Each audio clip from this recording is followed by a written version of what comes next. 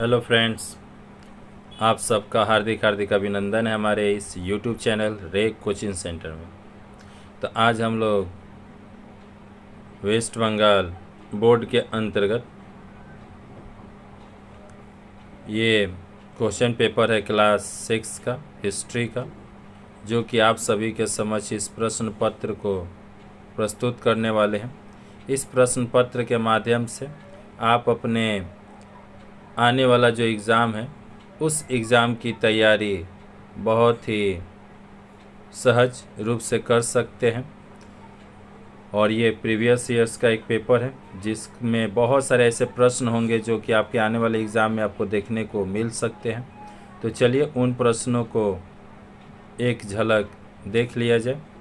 आप अपने कॉपी में इन प्रश्नों को उतार लीजिएगा। यहाँ पर प्रश्न के साथ साथ एक तरह से कहा जाए तो उत्तर भी समाधान किया हुआ है। आपको ज़्यादा मेहनत करने की आवश्यकता नहीं, बस आपको उसको उतार कर आपको याद कर लेना है और अपने एग्ज़ाम की तैयारी कर लेना है। तो कोष्टक में से देख सकते हैं, एक नंबर में कोष्टक में से सही उत्तर चुनकर उत्तर पुस्तिका में लिखो। एक नंबर में है, पहले आपको ये पेपर हम दिखला दे रहे हैं। ये हमारा एग्ज़ाम में आया हुआ ये पेपर है, जहाँ पर आप देख सकते हैं मस्त मस्त क्वेश्चन है। रामायण की रचना, अष्टाध्यायी के लेखक कौन है, मुद्रा राक्षस किसने लिखी, वाणभट्ट कौन है। ठीक, यहाँ पर ये हमारे पेपर थे और आपको दिखला रहे हैं, रुकिए। ये दूसरा पार्ट आप लोग देख लीजिए। जनपद, अशोक के स्तूपों का वर्णन, फिर यहाँ पर टिप्पणी में भयान, चंद्रगुप्त, गंधार कला, और फिर यहाँ पर बहुत सी बड़ा क्वेश्चन भी है। तो दोस्तों, ये थे हमारे प्रश्न पत्र। अगर आप इसका समाधान चाहते हैं तो इसके बस बगल में ही नीचे की तरफ है।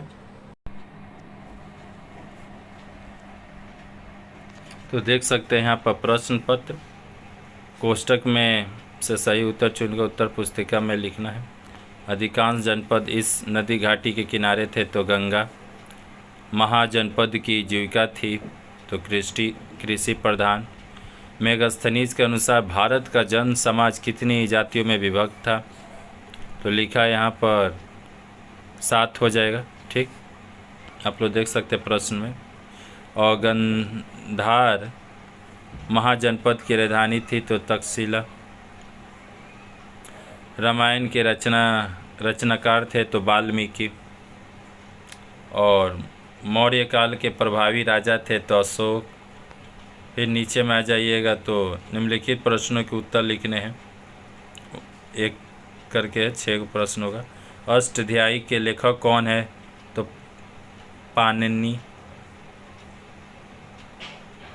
मुद्रा राक्षस किसने लिखा, तो विशाखादत्त।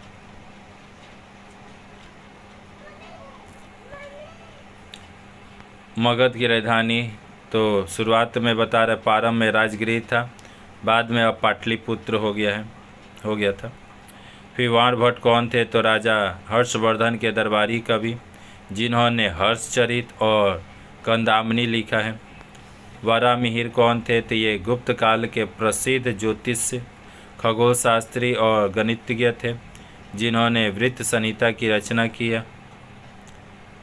मृगुकच्छ स्तंभ क्या है,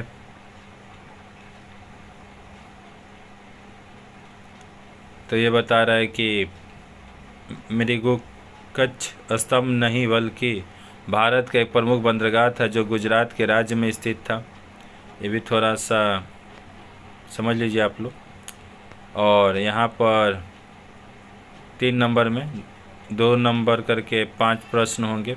मौर्य युग में समाज को कितने भागों में बांटा गया था और कौन कौन, तो मौर्य युग में समाज को 4 भागों में बांटा गया है, ब्राह्मण, क्षत्रिय, वैश्य और शूद्र। मेगास्थनीज ने अपनी पुस्तक इंडिका में समाज को 7 वर्गों में विभक्त किया था, दार्शनिक, किसान, शिकारी, पशुपालक, कारीगर, व्यापारी और सैनिक, निरीक्षक और सभासद।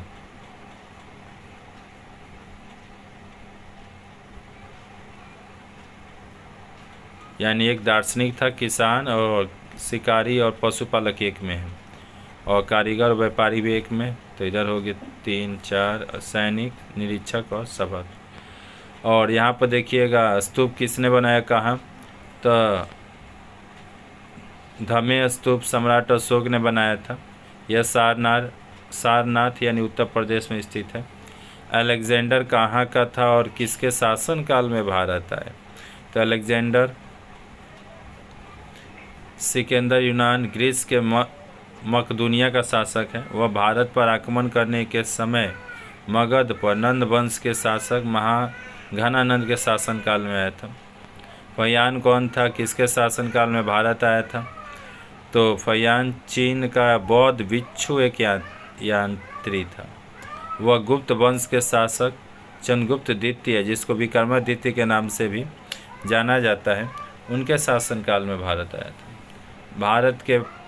प्राचीन भारत के एक बंदरगाह का नाम बताना है, तो त्रामलिप्ति, जो कि पूर्वी तट पर यानी कि बंगाल में, या मृगकच्छ भरूच, जो कि पश्चिमी तट और गुजरात। यहाँ पर और भी आप प्रश्न देख सकते हैं। अब आप सभी के समझ इन प्रश्नों को धीरे धीरे स्क्रॉल कर रहे हैं आप लोग, वीडियो को पुश करके लिख लीजिए।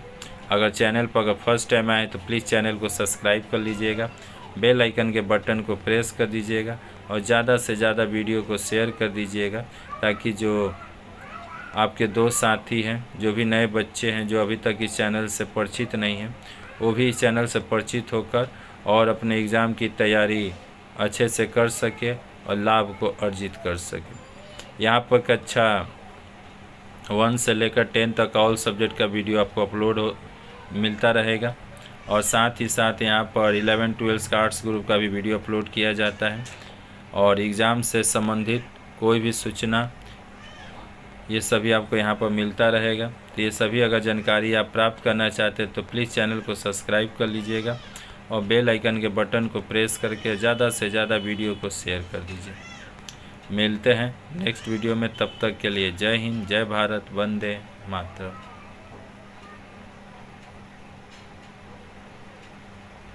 सबका साथ सबका विकास, करते रहो बस यही प्रयास।